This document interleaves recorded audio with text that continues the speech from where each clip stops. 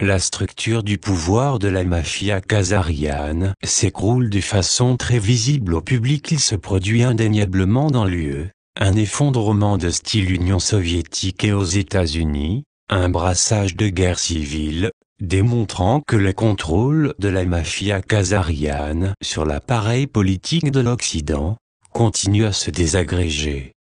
Ceci est une occasion unique pour l'humanité de se saisir de sa liberté, après des milliers d'années de terreur et d'esclavage de la dette style babylonienne. Les noms dans le lien ci-dessous ont circulé parmi les militaires et les institutions, et sont considérés comme intelligence décisionnelle au sujet de la mafia khazariane. Les gens sur ce lien ne sont qu'une liste partielle de ceux qui sont pourchassés. Un jeu de cartes à jouer soutenu par Delors sera publié plus tard cette semaine, avec les noms des grands patrons du crime khazarian, et la grosseur de la prime en or, qui sera remise dès leur capture.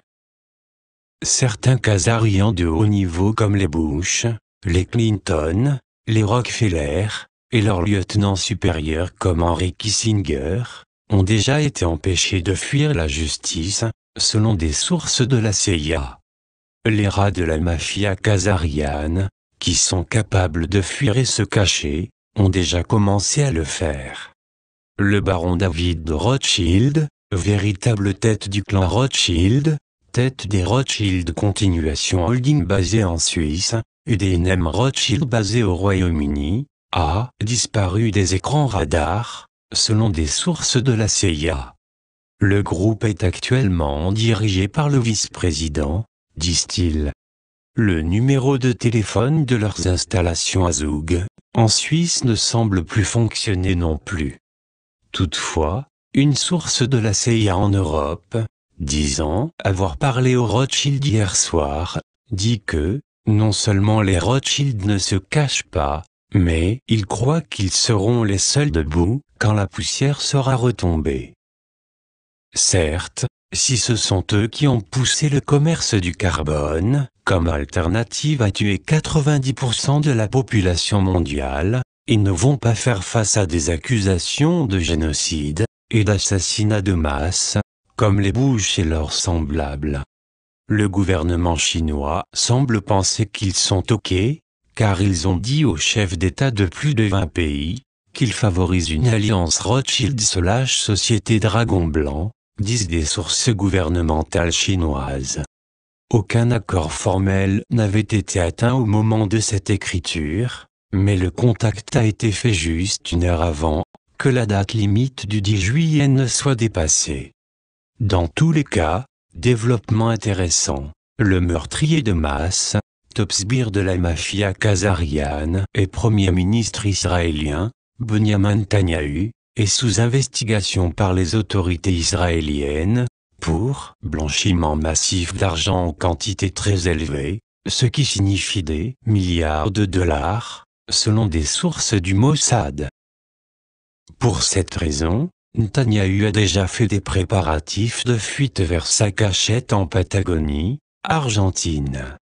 La source dit que, soit un double de Netanyahou va rester derrière pour prendre l'impact ou encore, Netanyahou va simuler sa mort par crise cardiaque ou AVC. Cependant, la vraie affaire se trouve à l'extérieur, en pays froid, dit la source. La source admet que cela pourrait faire référence aux bases nazies de l'Antarctique. De multiples sources à l'intérieur du Pentagone et des agences sont d'accord pour dire que Netanyahou cherche peut-être à se cacher, parce que la situation de la mafia khazariane aux États-Unis a atteint un point d'ébullition.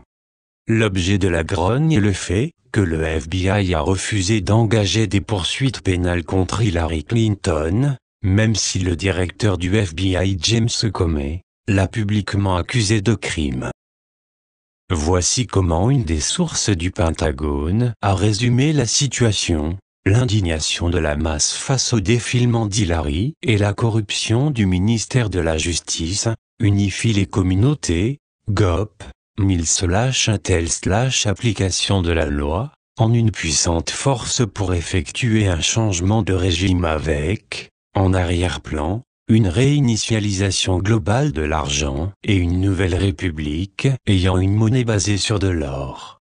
Même si Hillary Clinton a évité des accusations criminelles, sa candidature présidentielle a été effectivement détruite par la publicité négative entourant ce fiasco. Elle est un atout endommagé qui a perdu la confiance du public, et ainsi toute chance de gagner la Maison-Blanche, puisqu'elle peut se voir refuser l'accès aux autorisations de sécurité et aux séances d'information de renseignements classifiés, explique la source du Pentagone.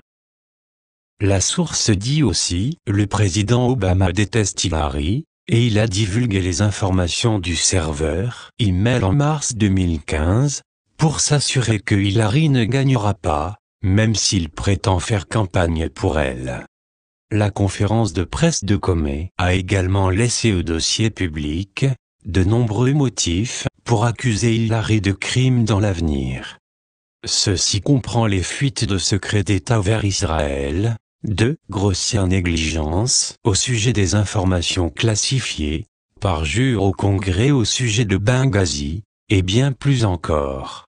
L'indignation publique a déjà forcé le département d'État des États-Unis d'annoncer qu'ils vont rouvrir l'enquête sur ces emails.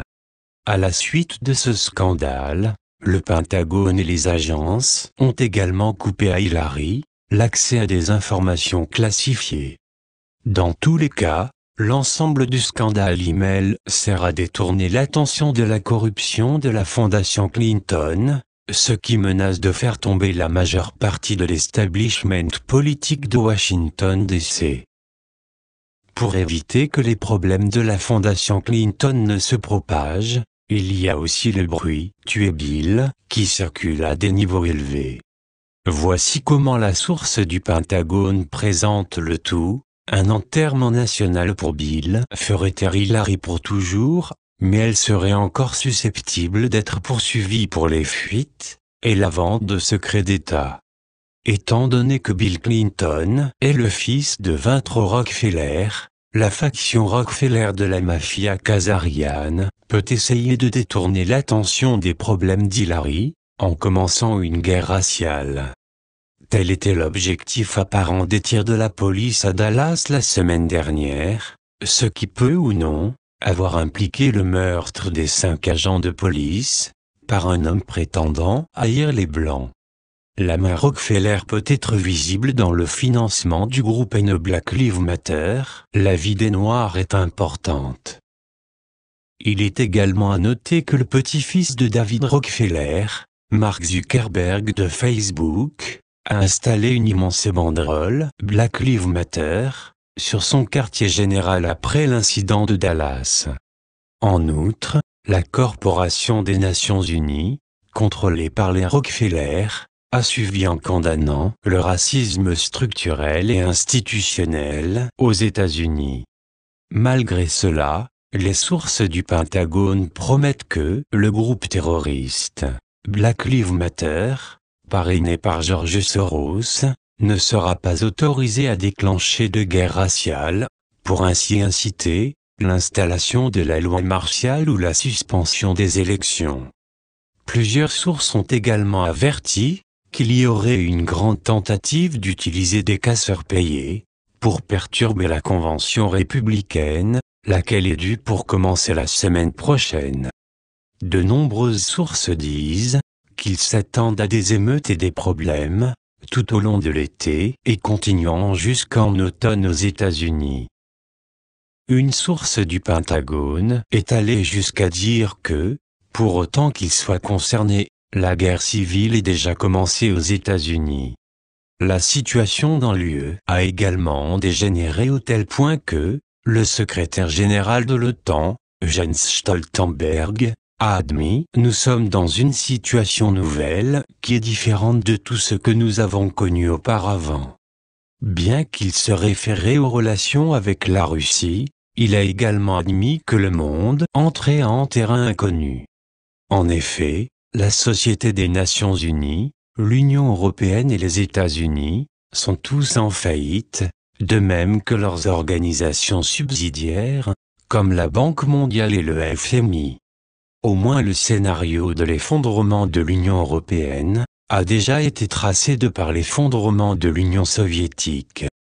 Cela veut dire que les pays de l'UE vont quitter, un par un, jusqu'à ce que soit établie une structure européenne, plus démocratique et transparente, incluant la Russie.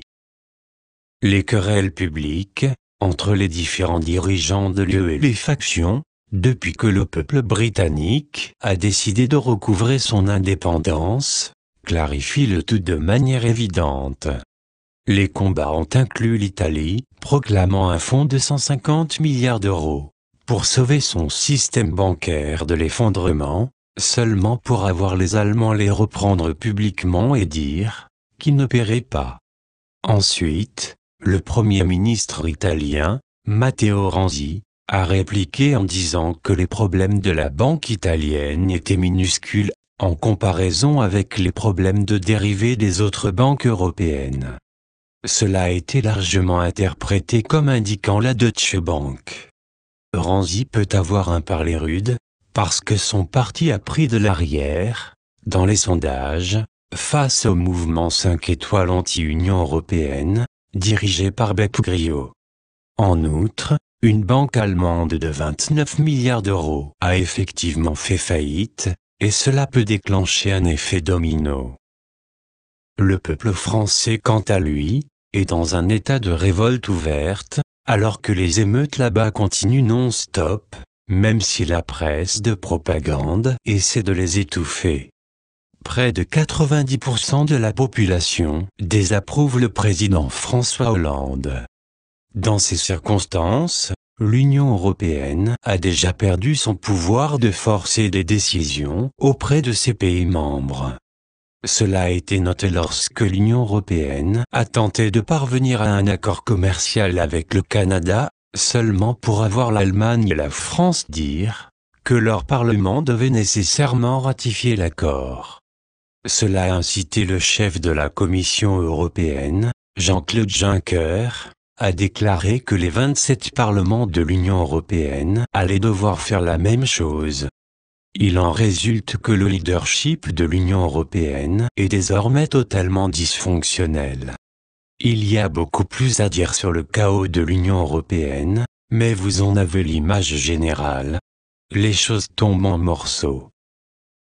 Pendant ce temps, au Royaume-Uni, nouvellement indépendant, la sortie officielle du rapport Chicot, longtemps retardé, a démontré très clair que l'invasion de l'Irak était illégale, et que Tony Blair, le larbin de Bush, est un criminel de guerre. Les Britanniques envisagent maintenant sérieusement de reconsidérer maintenir une alliance militaire avec les États-Unis, aussi longtemps que ceux-ci restent sous le contrôle de la mafia khazariane.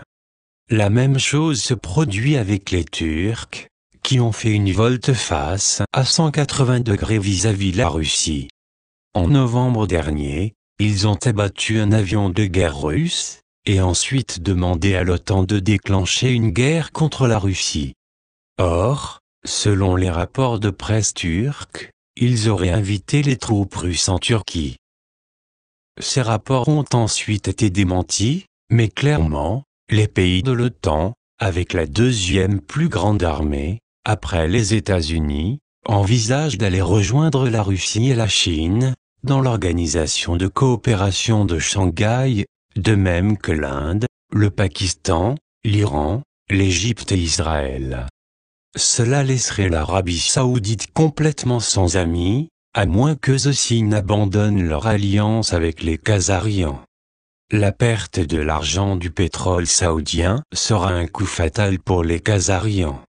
Bien sûr, la mafia khazariane mourante dit qu'ils ne vont pas descendre sans se battre, et nous pouvons nous attendre à des provocations dans des régions comme la mer de Chine méridionale, des incidents impliquant la Corée du Nord, le terrorisme, les attentats, des attaques sous fausse bannière, etc. Néanmoins, il est clair que l'humanité est en train de gagner la bataille pour la planète Terre. Traduction Estelle P. Version originale anglaise, benjamifulfort.net